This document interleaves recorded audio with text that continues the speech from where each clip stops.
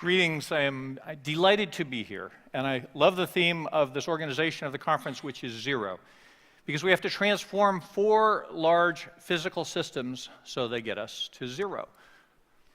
We need a zero-carbon grid. This can be done much more quickly and much more cheaply than most people realize. We need zero-emission vehicles, and they're on the way. We need zero net energy buildings, and we need zero waste industry. What I want to argue today is that all of this is possible with the right choice of policies and emphatically the right design of policies. In my work, we've been involved in more than 200 different adopted energy and climate policies over the last 25 years. And we've discovered that there's a small number of them that are hugely important and a large number that are beside the point. Also, the way you design the policy matters.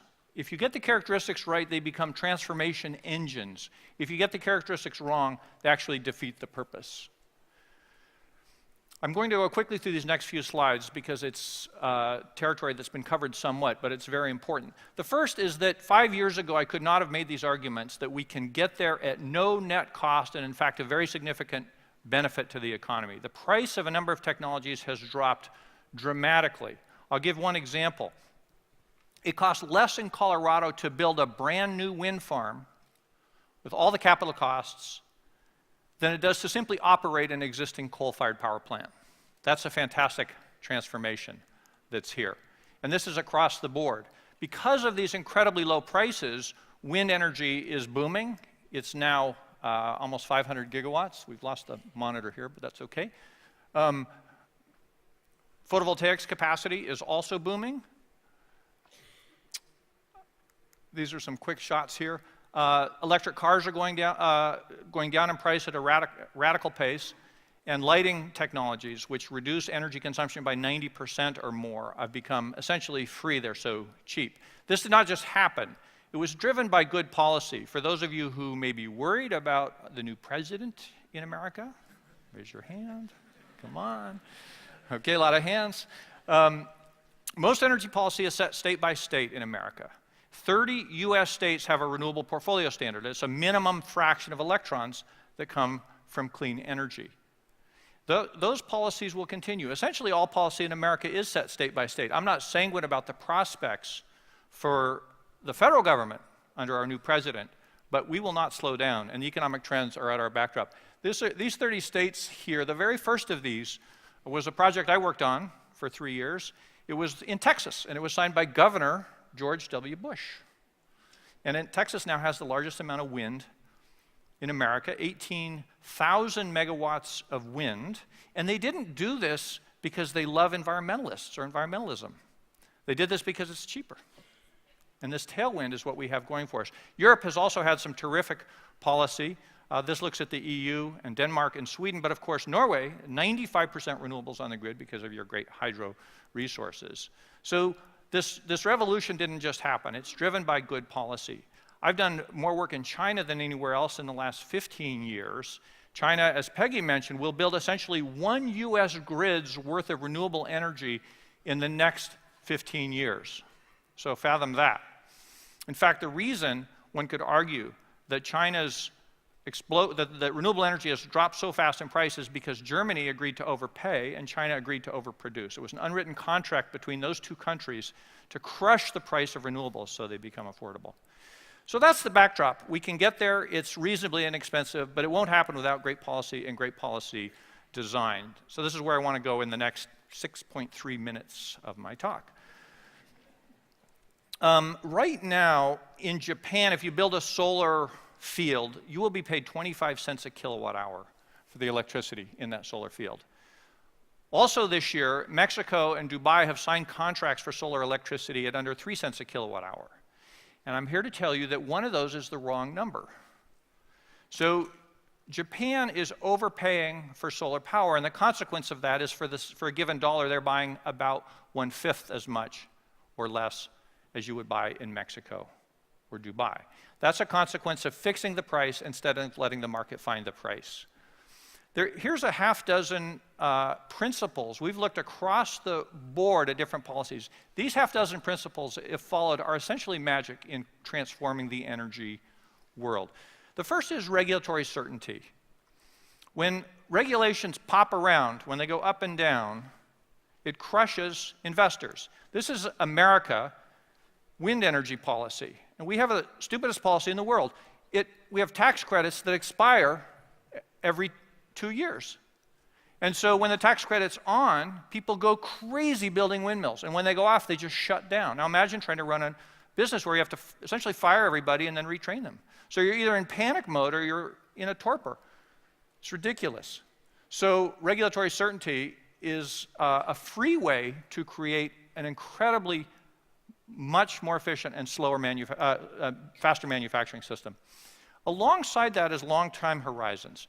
It takes a long time to invent a new technology, to build a market, to build a factory, to perfect it, and to get economies of scale. Energy systems are not apps, and they're not software. They don't have 18-month life cycles. They have decadal or sometimes half-century life cycles. A coal-fired power plant will run 40 years, happily, without any change. If your policy doesn't stretch out for 5 or better 10 years, you're telling the companies, yeah, go ahead in here, but we might change everything. It's a horrible way to assemble capital, and it can increase dramatically the cost of winning the job. The third one is to be technology finding. There are many interesting ways to decarbonize the economy. If you take a car, you can do a better job with engines or transmissions or tires, or you can lightweight the whole thing, or you can change accessory loads, or you can change aerodynamics. Those are all interesting options. If the government tells you to do it only through engines or not to lightweight through inadvertently bad policy design, you can't get there, or you can't get there as inexpensively. This is just a sample of different technologies to decarbonize the grid. So policy shouldn't specify which one's the winner. It seems kind of obvious, but it's amazing how often this is violated. Price finding is the other one. I started with that example of the Japanese feed-in tariff and compared it to Mexico's bid system, where you got 3 cents on the one hand and 25 cents on the other hand. Don't set prices, let the market find them. This again shows you the cost of solar power purchase agreements dropping and dropping at an absolutely astounding rate. If you don't have price finding policy, you don't get these cost drops. And you overpay with public money for the benefit that you receive.